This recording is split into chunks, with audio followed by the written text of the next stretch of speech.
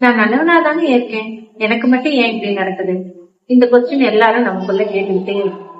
இந்த கடவுளோ யூனிவர்ஸோ நல்லவனுக்கு நல்லதுதான் பண்ணும், கெட்டவனுக்கு கெட்டதுதான் நடக்கணும். It's not like that. இந்த யூனிவர்ஸோ காடோ இதெல்லாம் ஒரு இம்பர்சனல் எனர்ஜி.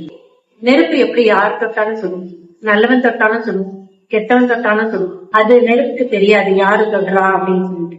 அதே மாதிரிதான் நம்ம செய்யற வேலையில ஒரு இன்செக்யூரோ ஒரு கான்பிடென்டோ இந்த மாதிரி நமக்கு ஃபீலிங் இல்லாம எந்த வேலை செஞ்சாலும் யூனிவர்ஸும் அதே தான் நமக்கு திருப்பி கொடுக்கும். அது இல்லாம ஒரு கான்பிடென்டா செக்யூர்டா ஒரு இன்டென்ஷனோட நம்ம செய்யற வேலை, அதோட பிலீஃப் அப்படியே இருக்கிற வேலை எல்லாமே அதுக்கு மாத்தி கொடுக்கும். இது உங்களுக்கு மட்டும் இல்ல, இது எல்லாத்துக்குமே பொதுவானதான்.